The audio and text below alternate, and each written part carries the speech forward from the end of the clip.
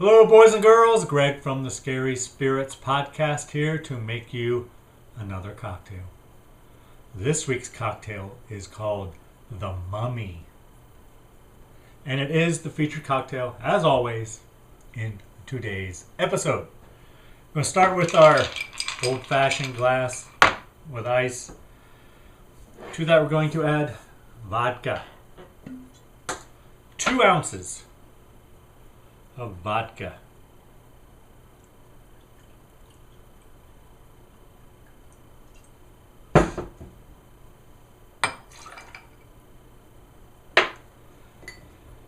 Next, 1 ounce triple sec. I am using Cointreau. 1 ounce orange liqueur. Triple sec.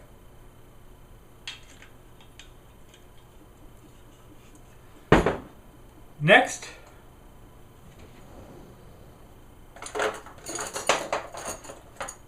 one tablespoon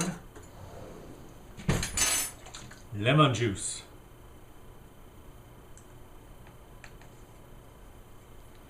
Tablespoon. Oh, there's a tablespoon on here. There we go. 1 tablespoon lemon juice.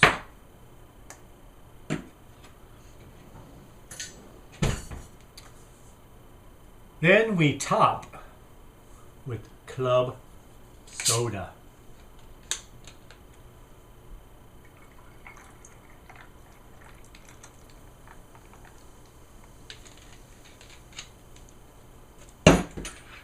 And then we stir.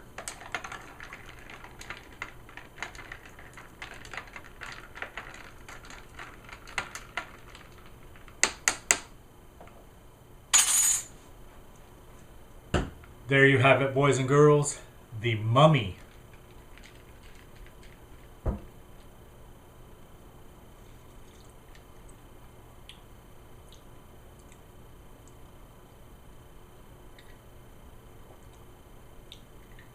Yeah. Lemon, orange, and soda. Not bad. Thanks for watching. Hope you enjoyed the podcast. See ya. If I've told you once, I've told you 1,000 times. When exploring ancient Egyptian tombs, never read the scrolls. Seriously, never. But that's not what happens in this week's movie on the Scary Spirits podcast, the 1959 Hammer production of The Mummy. Yes, these stubborn dudes ignore all warnings and chaos erupts. Honestly, I would have liked to see more of a woman's touch on this one, but hey, at least we get to see Sir Christopher Lee and Peter Cushing. And that's enough, right?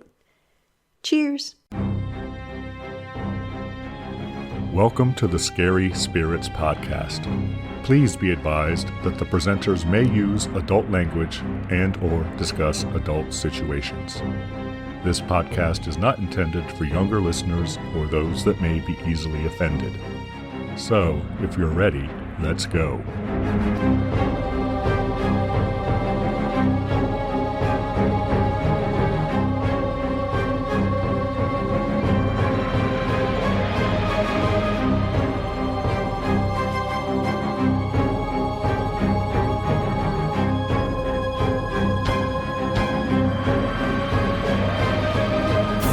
Hello, boys and girls. I'm Greg.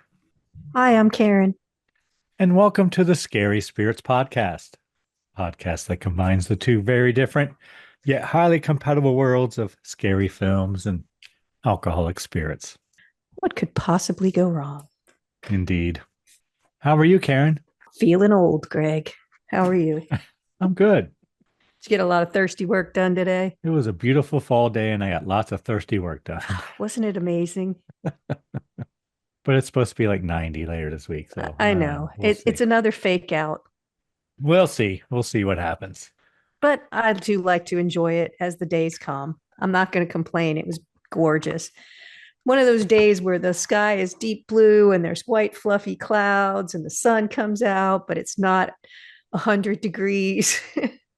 Oh, yeah, I remember what nice weather's like. I had to put socks and shoes on today, Karen. Got a little crazy. Long sleeves.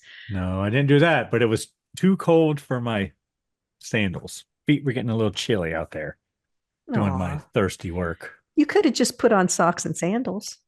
All right, moving on. And yell at kids to get off your lawn. All right, Karen. Was this film my choice? Well, it is a Hammer film, so I think that pretty much makes it your choice. Oh, okay. What movie did you pick for us this week, Greg? The film I have chosen is The Mummy from 1959, a Hammer production starring Christopher Lee, or Sir Christopher Lee. I was going to say, come on, how many of these have we done? and Peter Cushing. He should be a sir too, but whatever. Why did you pick this film? Besides the fact that it's a Hammer film. Karen, this episode comes out on September 18th, and The Mummy was released on September 25th. Oh, so just in time for a Halloween release, kind of, giving it a couple extra weeks. Yeah, so this is the 65th anniversary of the release of The Mummy. I'm looking at the calendar, and there's lots of good Hammer films released this time of year, Karen. Go figure. I have a cocktail for us as well. I was just going to ask you if you had a drink to go with it. What do you got? The cocktail I have chosen is called The Mummy. That's you have been so creative with your drink choices lately. I mean, very, very fancy. So how do you make such a drink? We're going to need 2 ounces of vodka, 1 ounce of triple sec, 1 tablespoon lemon juice, and club soda or clear soda. I used Sprite. What did you use? Club soda. Okay. I'm a rule follower, Karen. It says or clear soda. That's what Sprite is, clear soda. Sprite is lemon lime soda. Well, what would be clear soda then? I don't know. A no taste soda? That doesn't make any sense. Like club soda. Well, all right. Well, mine's delicious, but go ahead. Tell the people how to make it. All right. We're going to take a old-fashioned glass, half filled with ice. Mix the vodka, triple sec, and lemon juice in there. Top off with club soda and stir. Easy. I'm surprised you don't shake it and then top it because it's got citrus in it. Usually when there's citrus, you shake it. Nope. Stirred, not shaken. It's good. I don't know why it's called The Mummy, but I was going to ask. It's all right. I feel like it needs some color, but whatever. Yeah, like drizzle some grenadine or something to make it spooky. Some dust. Yeah, really. Some crumbs. Yeah. Yeah, like some graham cracker crumbs or something, and maybe some powdered chocolate. Or ground up Oreos. Yeah, Karen. You can feel my blood sugar raising. Should we give our friends and listeners time to make their own mummy cocktail? Let's.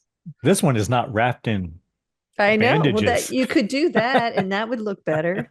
All right. Hold on.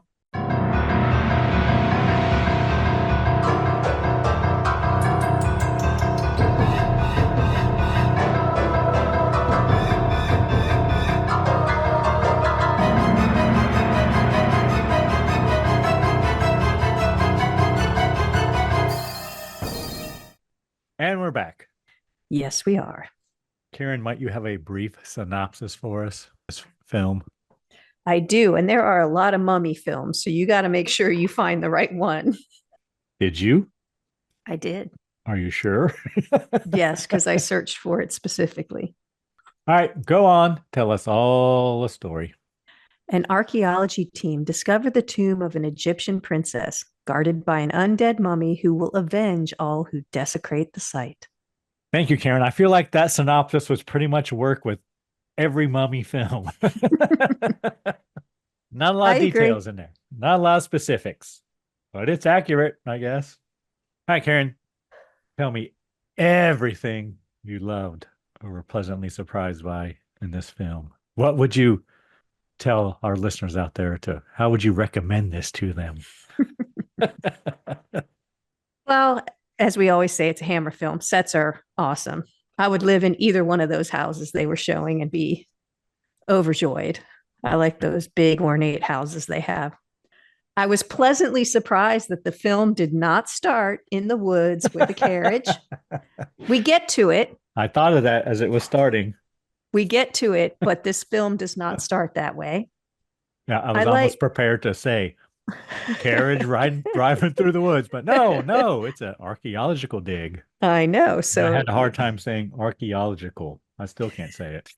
There's a lot of words in here that when I'm talking into my phone, it could not replicate well. It's kind of funny what came out. So we'll see if I can follow it. Peter Cushing, I always like when they show his athleticism, and there's a couple of scenes where he like rolls over a desk and stuff, and it just brings me joy. He's a pretty young Peter Cushing too. Yeah. 1959. There's some good lighting stuff. There's a scene where the mummy busts through the 2 doors and you see his outline before he comes in. That's pretty cool.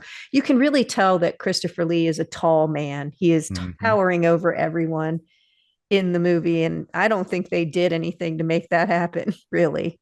Nope. He plays the mommy, boys and girls. He doesn't. Sometimes I wonder, did he hate every film he was in? Because this one, he has very little dialogue. He's zero. Oh yeah, he does. He does. No, he has some dialogue. Because he plays, well, I guess it's one character, but yeah. But that could have been anybody in that suit.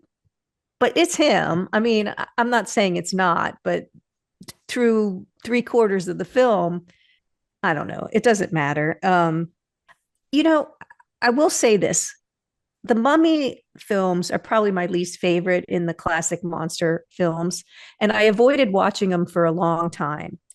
And then I finally sat down. They were doing a marathon and I watched it. And I was pleasantly surprised by it because it's basically a love story in a lot of ways. All of the Mummy films are.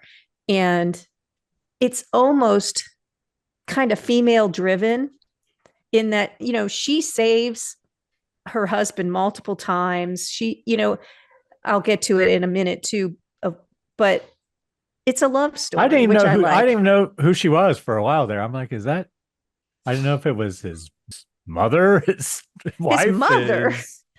Anyway, I don't know. But I like the overall story. I think the story is actually, what's the right word? I want to say endearing, kind of, because what he's trying to do is get back to his love. I mean, there's a lot of, depending on the film you're watching, violence, whatever.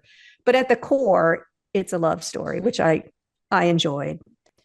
There's sequel potential in the very cool way that I like in those old movies, the way they make the sequel potentials. I guess that's probably it. Acting's good. I don't have any problem with that. So what did you like about it? The first thing I wrote is Peter Cushing's performance is terrific. He's a very good actor. I don't know why he didn't break into bigger films. Yeah, spend more time in Hollywood instead of just staying in England, but whatever. I specifically was watching for his limp, and he limped throughout the whole freaking movie. I wonder if he had hurt his leg. I don't know, it's possible. And they had written it in because, I mean, there needed to be a reason for him to stay in the tent. I thought the music was good. It's I like the music too. I made a note of very dramatic music at some points. Very effective. Sets are beautiful. Like you've always said, it's a Hammer film. Wardrobe's good too. Wardrobe's good.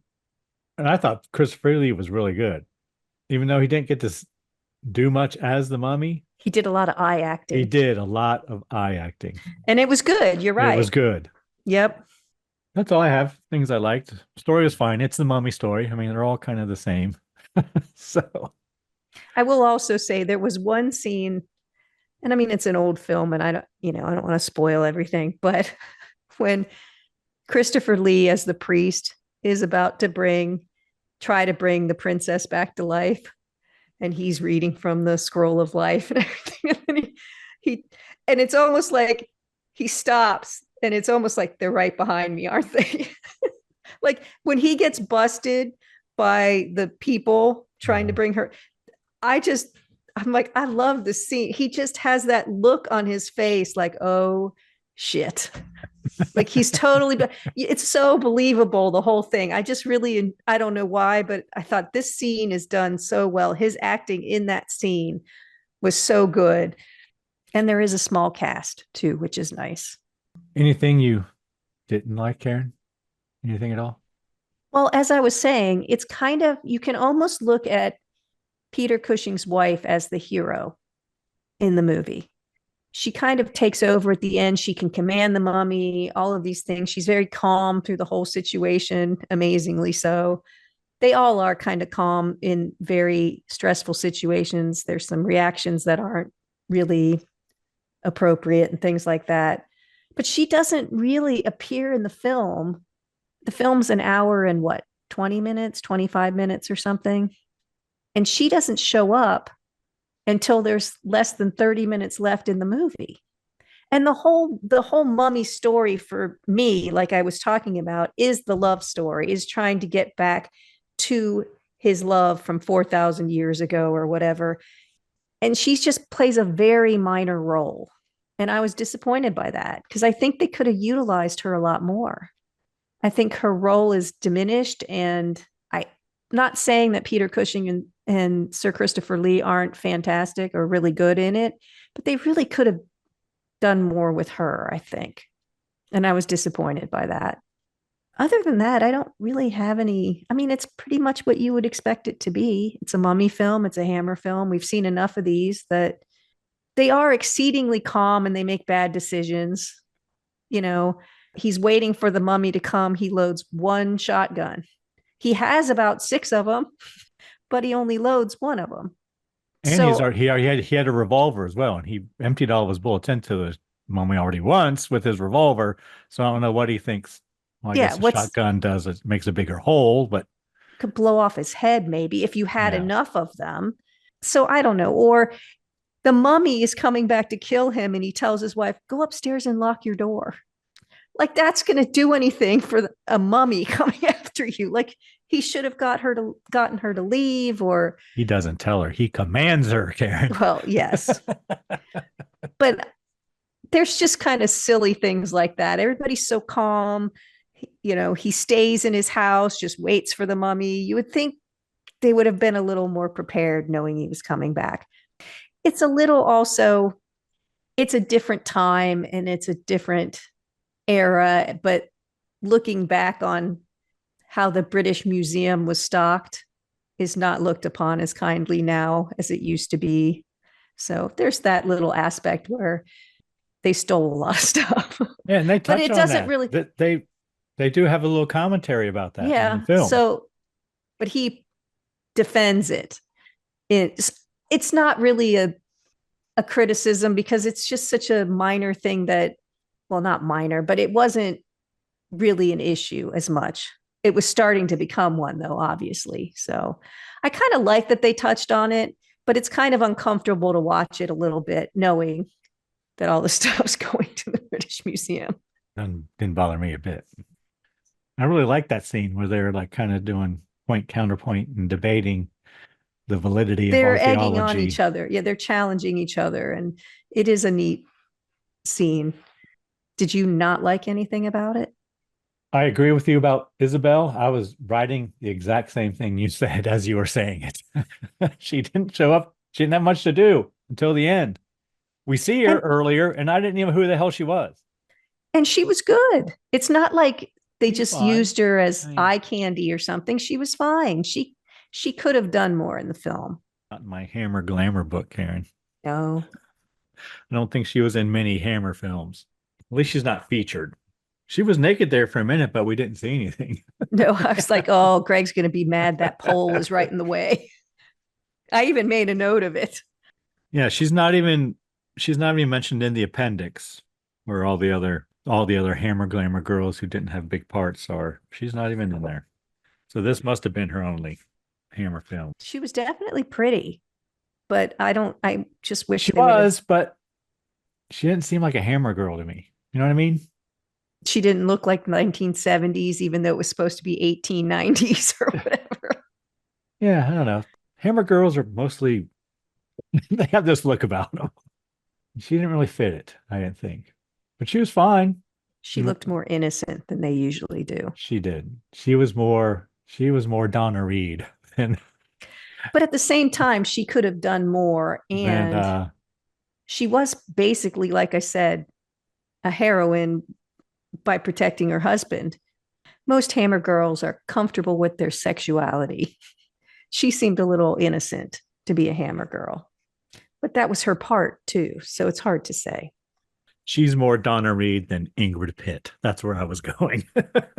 You couldn't think of a Hammer girl? I couldn't think of Ingrid Pitt specifically. God, Karen sucks. Not Caroline Munro. Well, no, because she was in the next Hammer film we're doing, but we have done one Hammer film that she's in, right? The one Dracula. I think two. Or no, it was the it might not have been a Hammer film, but it was something else where she sang. Oh yeah, that's true. We did do two with Caroline Munro. The other one was that vampire hunter dude. Yeah. Movie. And then we did, the 80s Captain film. Something. Then we did the 80s Captain film. Kronos. Kronos, yes. Yeah. And then we did the 80s film where she was a singer. So yeah, I mean, she didn't have much to do. I kept waiting for the light to shine through his holes. Christopher Lee. Yeah, because that's what the movie poster is. The way he shot him, it made it look like he was wearing a bikini top. I did notice the zipper a couple times on his suit in the back. It's not a bad suit, though. No, it's not, but it's not terrific either. Well, it looks like a mummy wearing a diaper. He does look like he's wearing a diaper. There's no question. Yeah, but other than that, I mean, it's a mummy story, Spent a lot of time doing on the flashbacks too, I thought. Yeah, they need to get that lore and all that stuff, but he introduces every person in the parade as they're walking by. This film could have been a lot shorter. And a lot on his dad. Like there are things that don't need to be in it. There's a couple scenes with the trapper and he's talking to, it's just, they could have shortened all that. That's comic relief, though. He's there. No, I know, but not, and a lot with the dad is really long. Talking to the dad doctor. Was really good too, though. Like I said, all the acting was good. Yeah, they were good. Too. Yeah, they were all good. But that's all I got. Not much I did not like about it. Do you have any reviews of the time? I do, Karen. Before we give our cocktail rating, would you like to hear a couple reviews from the time?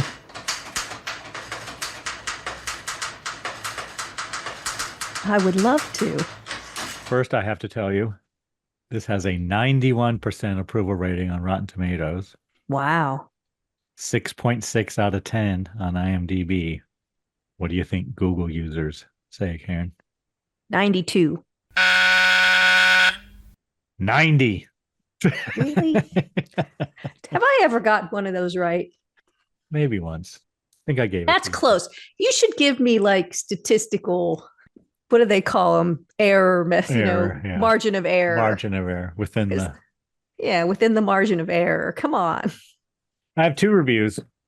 First one is from the New York Times, written by Howard Thompson, who I've read reviews from before. It's dated December 17th, 1959. This film came out in September, so he didn't see it until, or cared to write about it, until December, apparently. In yesterday's seasonal spook package on the circuits, The Bat put The Mummy to shame. This was released as a double feature with The Bat. The winner is a remake of the famous old haunted house play by Mary Roberts, Reinhardt, and Avery Hopwood. And viewers are likely to notice three things. So he's talking all about The Bat here. And I'm going to skip all that. But he does mention Agnes Moorehead, and Dora. Remember, we talked about her in The Bat. Yeah. He goes on to talk about The Mummy. The Mummy, as unwrapped by the determined Hammer production unit of England, should have been better.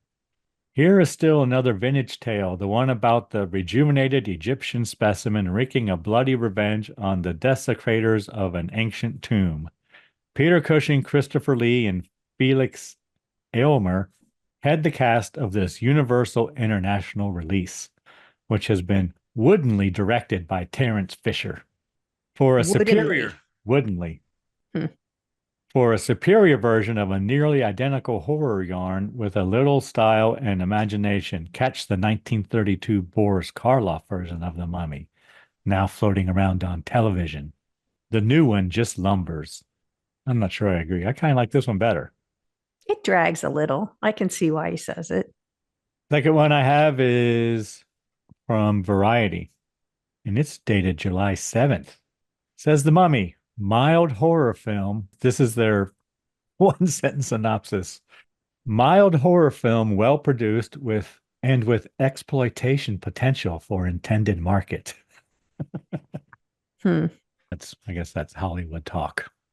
Producers of this British import twirl their narrative around the old Egyptian curse that whoever desecrates the dead in their tomb shall die. Premise is fairly well developed while offering little of actual newness to the plot, and via Universal's planned exploitation campaign, pick should do okay in this particular market. Lavishly produced by Michael Carraris, film's subject benefits sharply by the use of Technicolor, which gives tone and quality to unfoldment. Yarn carries the type of action expected, and while chiller aspects aren't too pronounced, they're sufficient for those who want to find them. Acting fits the requirements of script by Jimmy Sangster, and Terence Fisher's direction makes good use of characters. The plottage follows 3 English archaeologists who discover the 4,000-year-old tomb of Princess Aninaka, high priestess in the court of the Egyptian god Karnak, and events befalling them when they return home. Menace is provided by the return to life of a high priest buried alive as a guardian of the embalmed princess who was brought to England by a mysterious Egyptian to avenge the desecration of the sacred tomb. He kills 2 of the scientists, but the third is saved by his wife, resembling the ancient princess. Peter Cushing delivers handily as the third archaeologist, and Yvonne Furneaux, seen briefly, leads the staff interest. Christopher Lee scores as the Avenger, who seemingly cannot be destroyed by bullets or spears. Alex Aylmar and Raymond Huntley, the other 2 scientists, George Pastel, the Egyptian, and Eddie Byrne, a police inspector, handle their roles credibly. Technical departments are excellently executed, including Jack Asher's camera work, Bernard Robinson's production designing, editing by Jack Needs and Alfred Cox, and music score by Frank Reisenstein. Yeah, Variety's got to give everyone credit. I did notice there was some pretty cool lighting sometimes. There was a green light on the mummy when he first opened it, and when they first opened the tomb, there was green lighting. Yeah, but they have LEDs in the mummy's tomb, Karen. They have green LEDs. I know. I'm saying I know it was out of place, but it still looked cool. I was thinking, how did I know. I thought the same thing. There's not a glass window, a skylight with green with stained glass, right? But it still looked good. It looked good, but it wasn't realistic. They should be holding torches in there. True. Did look good though. In Technicolor. I like that. I like the lighting. I totally agree. It was out of place, and there's no way they could have done it. But it looked good. All right. What kind of cocktail rating you want to give this film, Karen? I'd give it a 3. I agree. And I also agree when you said that of all like the classic monster films, The Mummy is your least favorite. It's mine too. But once I watched it, it was better than I expected. They're all kind of the same though. I agree. The same story over and over and over. But when you'd never seen it and then it came on, I was, that's kind of a cool story. I don't want to see it 16 times. But the first time I saw it, I thought, I don't know what I expected. I didn't know anything about it. So the whole storyline I was pleasantly surprised by. But you're right, it's the same story. I mean, I do like the later ones. The one with Brendan Fraser I thought was good. I liked that one. Cats I don't like come off very well in that movie. All right, 3 cocktails. Are we ready to get into it? Sure, let's go. All right, The Mummy from 1959. Oh, Karen, did you know that this is we recently hit a milestone? Really? What milestone is that? Well, Night of the Demons, which was just out 2 weeks ago, right? Was our 200th Oh my podcast God. episode. Yeah, so this is number 203 because we've done Night of the Demons. Then we did the Poe review, which counts, and then Mephisto Waltz, and then the Nodzilla review, which counts. So this is 203. Wow. Well, actually, this is 204. 204. I was going to say, yeah, if all those count. 204. Yeah. Damn, 204. What's the anniversary gift for 204 years together? Not years, Karen. It's not years. I know, but recordings. I Published recordings. This feels like 204 years. I don't like your tone. You never do. It's rated PG, Karen. Apparently. Did you watch this on Amazon Prime? I did. No other warnings. Should have been a warning for smoking. Smoking and drinking. I guess a little. They drink brandy, I guess. Yeah, and that's just medicine in these movies. That's right. Could have been nudity, but no. We got those so close strategic poles in the way. Poles and bodies carrying them, the body. Film opens, we have credits. Yeah, Peter Cushing had top billing, which I guess he should have. And then as the credits were going, I was thinking, all right, is there going to be a carriage in the woods? But no, Karen. We have words to read, and it says 1895. There's an archaeology dig going on someplace tropical, apparently. It's not tropical. It's just hot. Well, they got palm trees and sand and whatever. Everybody's sweaty and oiled up. It's funny because I would say, well, let's say helpers who are doing the actual digging are in like, they're shirtless and in cotton. The workers. And in their loincloths. The British guys are in like basically 3-piece suits. Like, with their little, with the hat. With the U.S. Postal Service. It's just funny. Expedition hat, safari hats, whatever. But we find that Stephen, who's like the older dude there, has been trying to find the tomb of Princess Ananka. And they think they found it. His son John has a broken leg, we learn. Wait, so the reason they think they found it is because he finds a scarab beetle kind of token. With markings on it, hieroglyphics on it. Yeah. So we've done a fair number of mummy movies, and we've talked about scarab beetles before. I'm not sure what I said about them, so this may be a review, it might not, but I went with, what do they symbolize?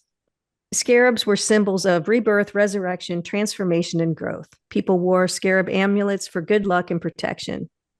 The bodies of the dead were adorned with scarabs to ensure that they could travel safely to the afterlife and move on to the next world. Why was a scarab beetle buried with a mummy? The scarab was an amulet or lucky charm placed on the heart to protect it on its journey to the afterlife. I don't know if this is true, but this is what it says. The heart was the only, and it's not true in this movie, the heart was the only organ left in the body when it was mummified. This was because it was believed that the heart stored the thoughts and memories of the individual that would be needed in the afterlife. But then Uncle Joseph isn't so sure. He's there too.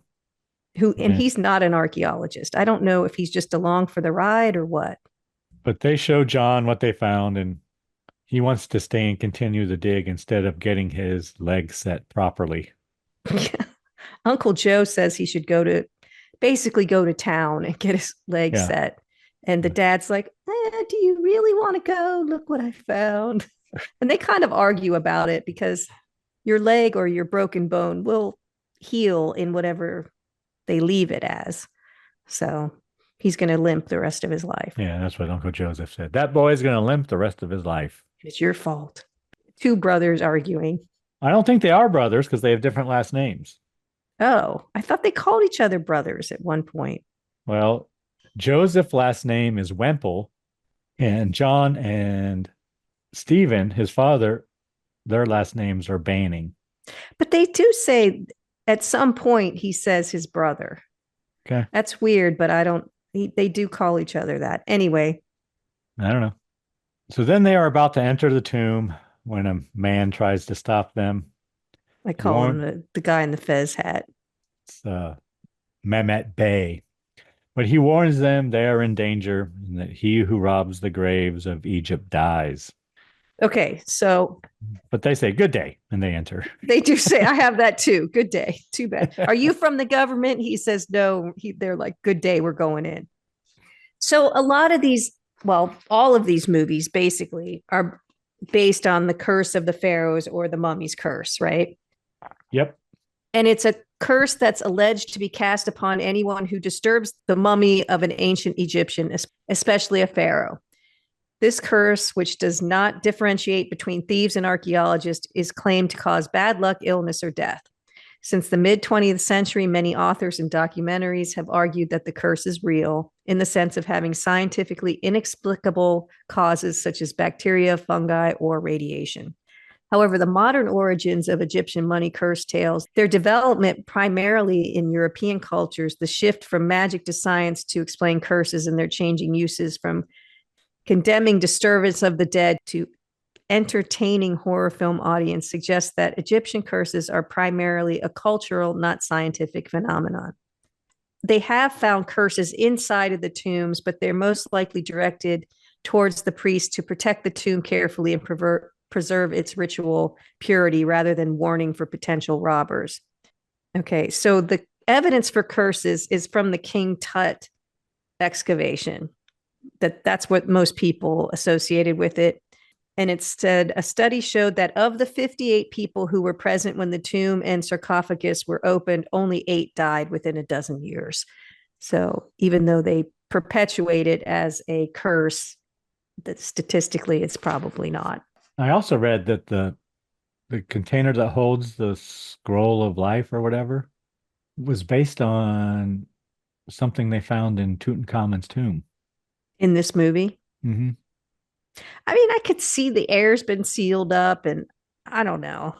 I don't think I'd want to do it.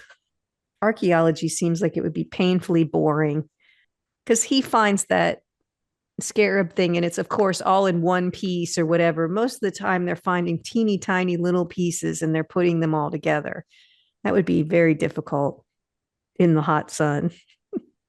Yeah, I guess they opened King Tut's tomb in 1922. And I guess they got to his tomb in 23. So, I mean, I guess it was still in people's minds in 1959, right? It still is now. I know, but would have been even a newer thing then.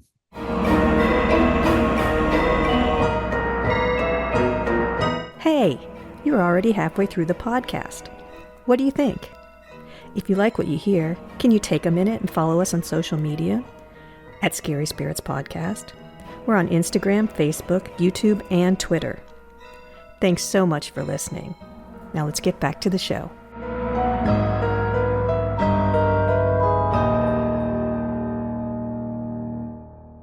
Right, so then they find the tomb of Ananka, Princess Anaka.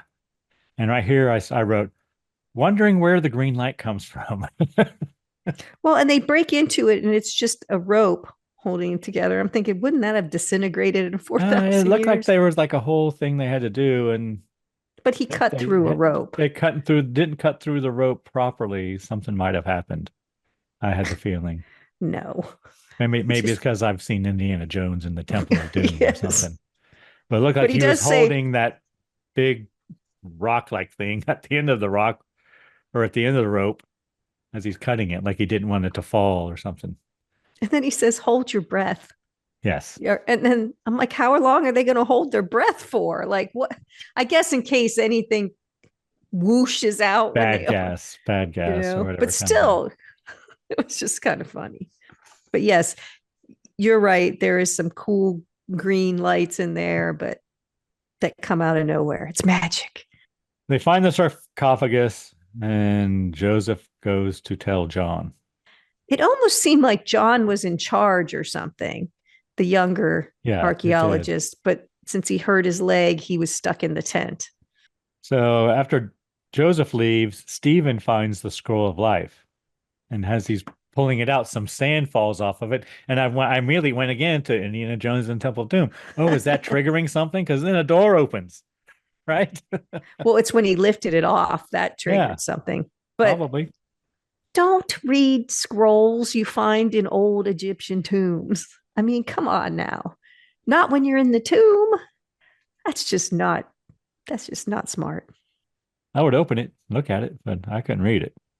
Then we cut to Joseph telling John that they found the tomb, and then we hear screams coming from Stephen, right? Joseph runs back into the tomb and finds Stephen laying on the sarcophagus, mumbling. Oh, he's dead. No, he's not. Oh, he's not in good shape, though. He's mumbling. So then we cut to Joseph and John. I guess some time has passed, and they're packing up camp. And yeah, they've completely gotten everything out of the tomb now. They've stolen everything. They're reading a letter from home, and Stephen is not doing any better. It's from Isabel. Yes, it is from Isabel. That's our first mention of her. True. And right so here, Stephen, the dad, has gone back home to coalesce and recover, and he's in an asylum. Yes, in the mental institution, and Isabel must be visiting him. Next thing I wrote is Peter Cushing has very blue eyes. I said that somewhere else. Very blue eyes. So somewhere else I said that. Wait, I said the same thing. I don't know where I said it. I'll have to see. And John says that he felt something evil in the tomb, and they've placed charges and they're going to seal it up. They do. They blow it up. Whatever. Then we see Mehmet Bey praying, and he pledges revenge. And now he has the scroll of life somehow. Well, we see later how he got it. But so he's praying to Karnak. Karnak. Which my dictation thing had a horrible time with. Isn't that the name of Johnny Carson's, like... Oh, is it? His mind reader, Karnak? I don't know. But I couldn't find that Karnak was an actual god. There's a temple of Karnak. Johnny Carson was a talk show host way back in the day, boys and girls. At the Tonight Show.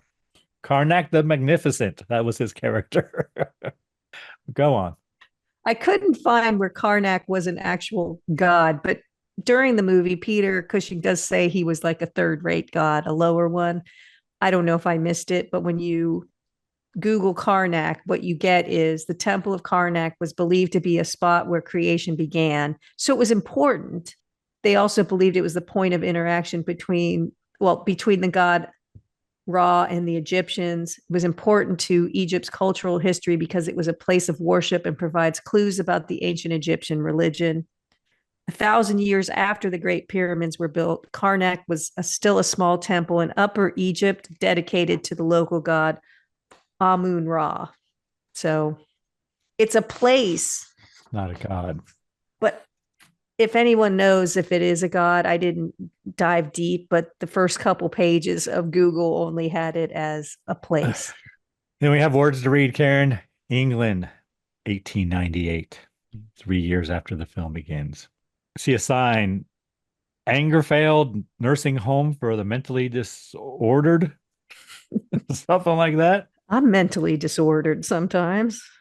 And soon Stephen comes out of his catatonic state. It's a miracle, Karen. It's a miracle.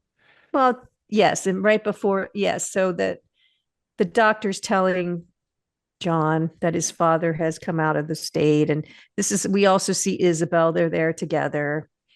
And they're talking about how if it lasted more than 6 months. This is the first time we see Isabel. But we only see her for a minute, and no one says that, oh, it's his wife or anything. No, they don't.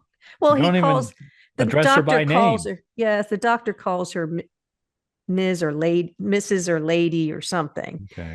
Using his last name, meaning John's, Peter's, whatever. Peter Cushing's last name, John's last name. Anyway. But he goes in to see his dad. But they talk a little bit about what's going on. But it's a miracle. John goes to see his father, and Stephen warns John of the mummy. He brought it to life when he read the scroll, and Stephen says, it will kill us all. It will kill us. And we cut to the pub, the Gardener's Arms, apparently. And men are in there talking about relics from Egypt. And again, and then they fight over who's going to drive the cart because they're both drunk.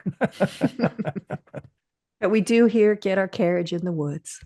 Yeah, and here they're delivering a crate, I guess, full of relics from Egypt. Yes, the guy wouldn't tell him what was in it. But then he offered him enough money that they would just take it. Then we cut to Stephen as the cart goes driving by. He breaks the window in his room, and then knocking begins coming from the crate the men are hauling, like something wants to get out. Then they hit a bump in the road. They speed up because they're delivering it about a half a mile from the hospital. And as they're going past, Stephen breaks his window. And in the bar, when the two are drinking, when they go out to the carriage, they say, maybe we should tie this thing down. They're like, nah, it'll be fine. And then as they speed up, it starts bouncing around. But they're speeding up because Stephen's breaking through the window and they think a lunatic is escaping. Yes. And they're not paid enough to be murdered by a lunatic. So they hit a bump in the road and the crate falls into a bog. Karen, a bog. English bogs, Karen. Pesty English bogs. Just conveniently located there. So bogs are a type of freshwater wetland, and bog soil is made up largely of decaying plant matter. It is oxygen poor and nutrient poor, making biodiversity much lower than in other wetland ecosystems. Few plants can survive in such an acidic, waterlogged soil.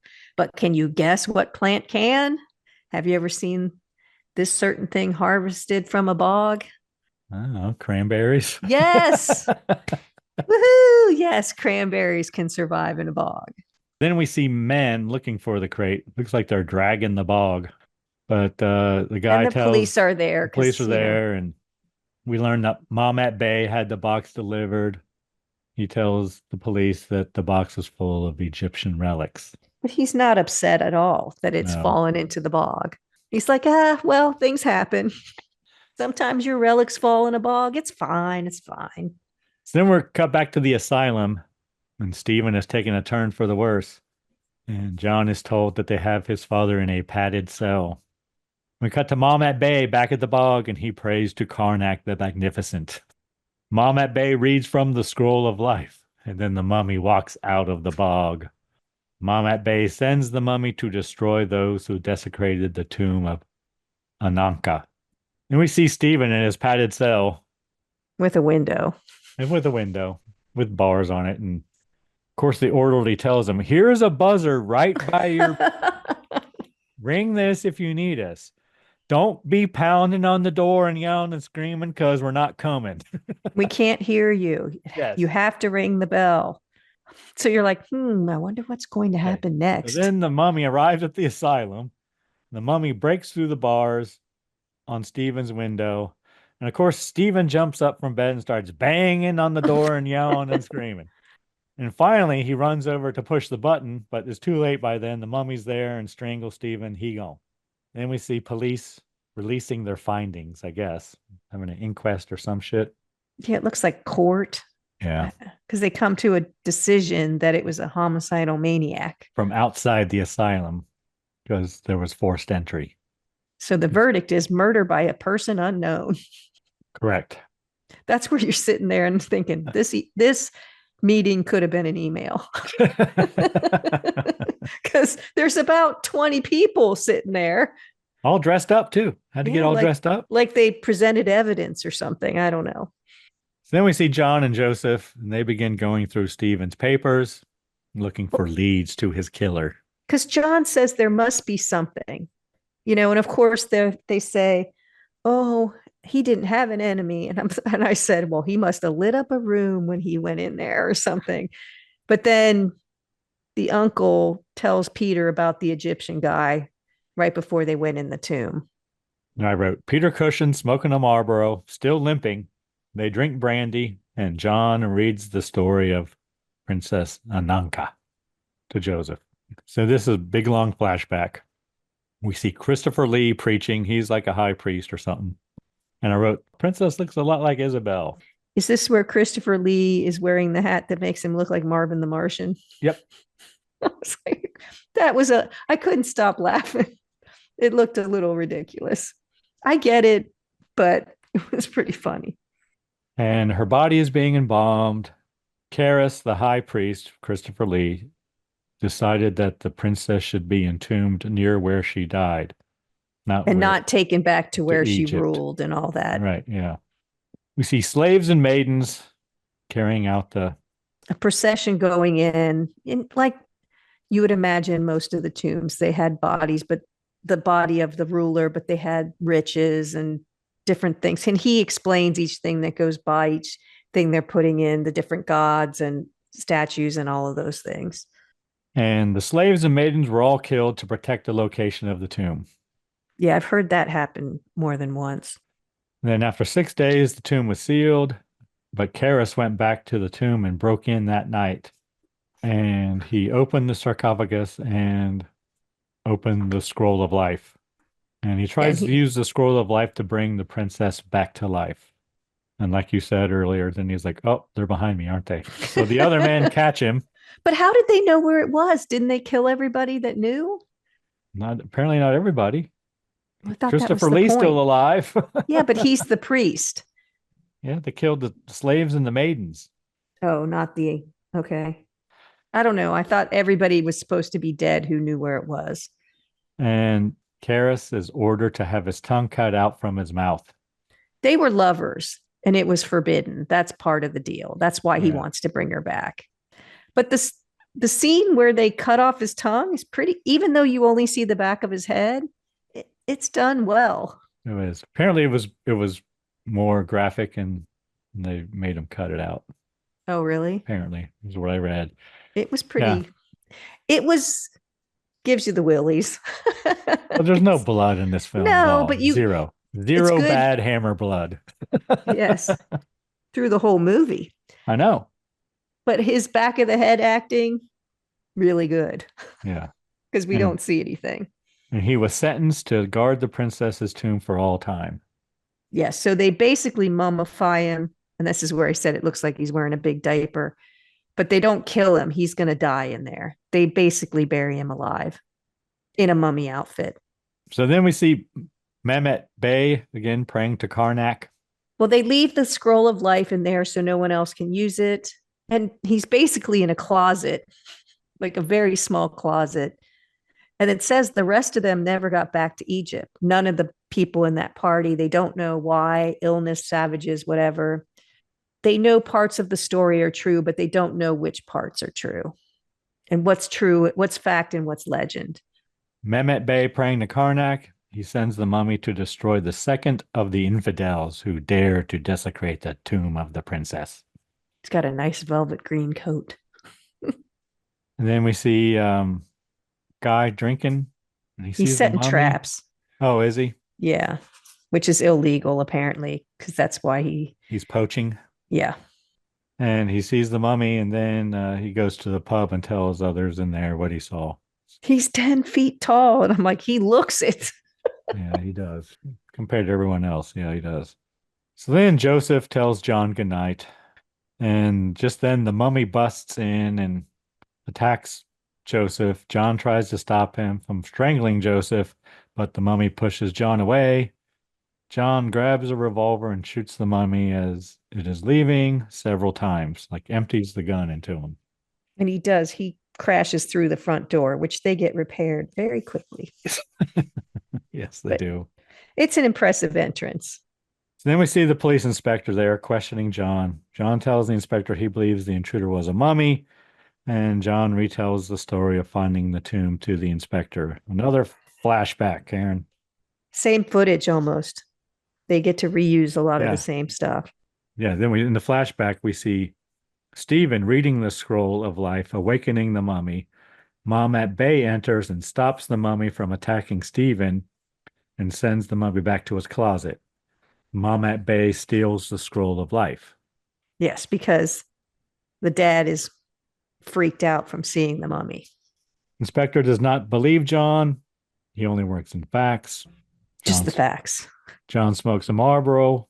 Inspector wants facts, not fantasies straight from Edgar Allan Poe, Karen. Yes, we get an Edgar Allan Poe reference. And John tells the inspector he believes he is the next to be killed. And the inspector questioning the drunk guy about the man he saw in the woods. I guess the mummy. Yeah, and he goes off about how it was just a rabbit. He thought he was getting busted for poaching, but he just wanted information from him. And then see him questioning guys at the pub. And then see him questioning the police officer about the crate that went missing in the bog. And we cut to Mamet Bey praying to Karnak again. He wants the last party of men who desecrated the tomb destroyed. Last of the party. Yeah. Yes. The unbeliever. The last unbeliever. Mummy goes after John. Then we see Isabel comes to tell John to go to bed. And she's wearing a lovely gown. She is. And John notices that his wife looks a lot like the princess with her hair down. Never noticed it. It's like Clark Kent with glasses. All of a sudden her hair's down. She looks like the princess. As you do.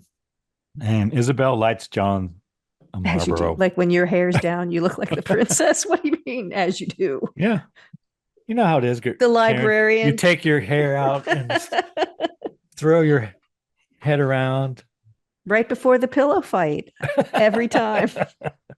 Then John tells Isabel that the maniac Stop thinking about pillow fights. You can't.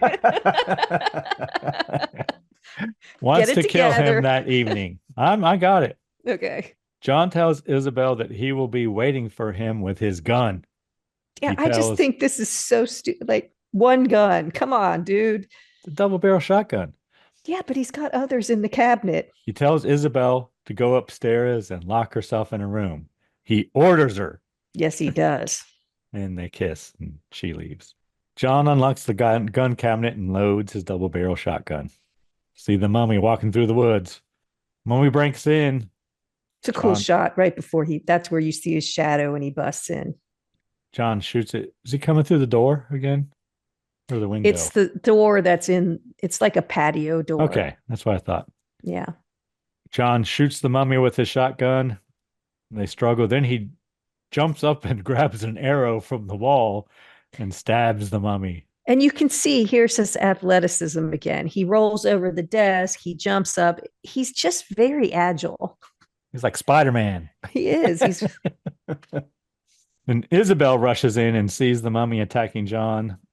The mummy screams no. The mummy sees Isabel and releases John. Well, and she does scream no as well. The mummy walks towards Isabel. And I wrote here, he is very sad as he turns away. That's good acting. It was very good. It's a sad love story. That's what I wrote. You can see it in his eyes. That's all you can see of him is his eyes. Yep. Then we see the inspector talking to John and Isabel. Inspector is beginning to believe their story. Inspector says he is going to find out about that Egyptian. Yeah, that Egyptian down the road. But he orders John not to confront the Egyptian. Is he having milk? Did you see him? He's drinking something white. Is he drinking milk? Who? John? I don't know. I don't know. Yes, but immediately after the policeman leaves, John limping through the woods. Yep. Towards the house with that Egyptian. Going to visit his new neighbor. Yes. Then we see Mamet Bey praying to Karnak again. And he believes that John has been killed because the mummy's returned. So, of course, he did what he's supposed to. We've been avenged. And he orders Karis back into his box or closet, whatever it is. Doorbell rings. Mamet Bey answers the door to find John, who has an amazing cape coat on, which I so want, but whatever. Well, he's Peter Cushing. John says he is making a neighborly call. Yeah, just at night. And Mamet Bey says, well, I appreciate it. Please do come in. It's so hard to meet people. It's so nice of you to drop by. You're new in town. You don't know lots of people. And Mamet Bey offers his sympathy upon hearing of John's father's death, because he says he's heard of his father or whatever. He invites John to sit down. And then John and Mamet Bey debate the role of archaeologists. Yes. And Mamet Bey lights a Marlboro for John. Everyone's trying to get John to smoke. It looks like everyone's lighting his cigarettes. True. Isabel did too. Yeah, Mamet Bey offers him a cigar, but no, he prefers his Marlboros, apparently. He offered him something else before that, maybe a drink and then... Brandy and cigars, yeah. And then they discuss the death of Stephen. And then John says that the followers of Karnak must have been very simple-minded. He was an insignificant god. Yeah, he's not very nice. Poking the bear. And then right here I wrote, Mamet Bey and John have a pissing match. That they do. And then as John is leaving, he recognizes the scarab relic that his father found at the entrance to the tomb. Then after John leaves, Maumet Bey prays to Karnak again, promises that by daybreak John will be dead. Then we see the inspector at John's house. John's loading his shotguns again. Officers are trying to round up villagers. They're trying to get some angry townsfolk with pitchforks. Yeah, trying to get the mob back together. Isabel leaves with the inspector out to the woods. They go out and sit in the woods. Yeah, they go sit in the woods. Inspector tells John that if anything happens, to fire his gun as a signal. And then we see the drunk in the woods again, and he sees the mummy. And Maumet Bey kills the drunk dude, the poacher. Is it the poacher? Yeah. I think it or is. at least hits him over the head. So then Maumet Bey kills a police officer. He stabs him with a knife. Yeah. He's Killing clearing the way for the mummy to get to the house. So then Inspector leaves Isabel in the woods. He says, I'm going to go around front and check on the front of the house. I'll You be just right stay back. here. And she says, okay. So then the mummy knocks out the inspector. So inspector's still alive. Maumet Bey and the mummy enter the house. The mummy attacks John. John fires his shotgun. He doesn't even have time to get off a shot. He's grabbed his arm, so he's firing it into the ceiling. Mummy and John struggle. And right here I wrote, Peter Cushing is a good stunt man. Because he's rolling around quite a bit on tables and whatnot in this part. Yeah. Fighting with his best friend. So then Isabel enters and yells, stop. And John tells Isabel to let her hair down. Yeah, because the mummy's Let your hair down. The mummy's a bit confused, doesn't know that it could be her. So she does so and yells stop again, and the mummy releases John. Then Maumet Bey orders the mummy to kill Isabel, but he doesn't. So then Maumet Bey goes to stab Isabel himself. The mummy says hell no and stops him. By breaking his back. Yeah. And that's when Isabel passes out. Yeah, and I wrote, he picks up Isabel, who apparently has passed out. Because she watched the Maumet get his back broken over the knee of the mummy. Whatever. It just seemed like, well, that was quick. Inconvenient. Inspector arrives. They follow the mummy and Isabel, and the mummy is taking Isabel to the bog. As they enter the bog, John yells to Isabel, yells her name, and then Isabel regains consciousness. And he's completely calm that she's in the arms of the mummy about to be taken down into the bog. She is. And with the froggy's fog on it. He tells Isabel to tell the mummy to put her down. She does.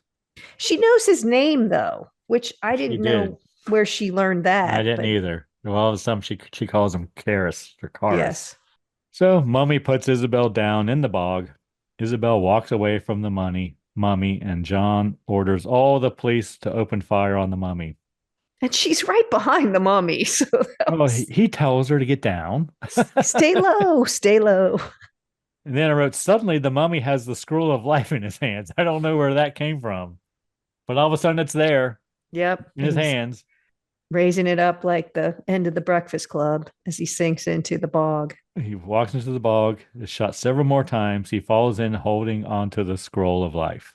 It was a cool shot because it goes under, and as it goes under, then sequel potential. Credits the end. But where did it come from? It like magically appeared in his hand? I don't know. That was weird. I think things must have been cut out because she knew his name. He had the scroll of life. Yeah, had to have been. It ended abruptly. I did also read that the shooting of the mummy was also edited. It was more graphic, apparently. But well, a mummy wouldn't bleed, though. No, but I don't know. Maybe there was light shining through his bodies and things like that. Holes in his body. Who knows? I don't know. There you have it, boys and girls. The Mummy from 1959. Rated PG. A Hammer production. Getting through those Hammer films. All right. What'd you think of the Mummy cocktail, Karen? I'm not sure why it's the Mummy cocktail, but it's good, especially if you use Sprite. So there you go. It's citrusy, so the Sprite is kind of the same thing. It would probably be better with Sprite. It's kind of dry. Yeah, I can see that. With club soda. I could see where Sprat would give it a more tingly taste. Yeah, it's tingly. But Because there's a lot of lemon and mine is evaporated, Karen. yeah, even your ice is gone. It's fine. I wasn't mad at it. No, like you said, it needs color or something, but it's delicious. You could throw an umbrella in it and sit by the pool and it would be very refreshing, but I don't get why it's the Mummy. But why ask questions? Just enjoy it. Just say, you know what? It's a good cocktail. I'm going to make it again tomorrow. Yeah, yeah. Add some citrus flavor to your vodka and go. It's basically what you're doing, right? Yeah, Adding it's some basically citrus and some carbonation. and some Sprite or 7-Up or whatever. And that's pretty much it. Anything we learned today, Karen? What did we learn? We learned about bogs and what can grow there. We learned about the scarab beetle, what it symbolizes. We learned about Karnak, and we learned about the curse of the pharaohs. And there was an Edgar Allan Poe reference in the movie, which I enjoyed. All right. Are we ready to move on to next week's film, Karen? We are. I believe it's your choice since this was mine. That's how we work around here. It was my choice. And I have chosen the 1988 movie Child's Play. Any reason you chose this film, Karen? Well, Greg, I have to admit, I have made a mistake. I know, shocking. No, Karen. There you go. That's the right reaction. Say it ain't so. So I noticed this episode came out on the 25th, and which happens to be Mark Hamill's birthday. And I thought that Mark Hamill was the voice of Chucky, which he is, but not in the original. He's in a remake. But we're watching the original on Mark Hamill to celebrate Mark Hamill's birthday, but it doesn't really have anything to do with Mark Hamill, except that eventually he becomes part of the franchise. So there you go. I was trying, but I made a mistake. It works, Karen. It works. It works for me. I've never seen any of these Chucky movies. So I thought, well, if I can make it through Leprechaun, I can make it through Chucky. Make it through 2 leprechauns, I think, didn't we? Yes. Do we have a cocktail? We do, and to it's chug while we're watching Child's Play. It's a doozy. It's not chuggable though. We'll see. It's Chucky's Massacre Cocktail from glassofbubbly.com.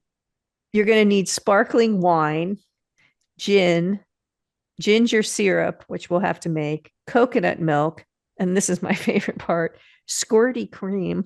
Squirty cream? Yeah. Cinnamon. Okay. And if you can find gingerbread cookies, you use those. It says gingerbread biscuits, so I'm guessing this is from the UK. You put together 20 mils of gin, 25 mils of coconut milk, 20 mils of ginger syrup, and top with sparkling wine. And then you add the squirty cream and cinnamon on the top, and then the cookies. It looks interesting. It looks thick. So I don't know. I've never had coconut milk, so I don't know. We've had coconut milk in a cocktail. Wasn't it like some sort of syrup or something? Nope. Okay, well then fine. Then we have I bet we have all the ingredients. I don't have sparkling wine, but I'll get it. I don't think our coconut milk is any good from last time we used it. Okay, well, I couldn't find anything. I threw mine away a while ago, Karen. But I had I'm sure mine's gone. But okay. I like the squirty cream sold me. Yes. So is that like a whip, it's like ready pressurized whipped cream thing? All right. Making sure. That's what it looks like in the picture. All right, good. All right. Anyone you need to thank this week, Karen? Let's thank our listener. You know why, Greg? Because there's a lot of podcasts out there. And we're really happy that you spend time with us. And I know we're laughing, but we do mean it. What about you, Greg? Who do you need to thank? Karen, I'm once again going to thank the people of the Keystone State. Really? Again. 3 weeks in a row. It's crazy. And the band Verse 13 for providing all the music in the Scary Spirits podcast. Music definitely makes the podcast better. Anything else, Karen? Please drink responsibly. Yes. Hey, it's Karen, and I'm here to talk to you about getting social with us. Did you know you can follow us on Facebook, Instagram, and YouTube at Scary Spirits Podcast? Or check out our website, scaryspirits.com. If you have something to say, email us at info@scaryspirits.com. And as always, thanks so much for listening. Please drink responsibly.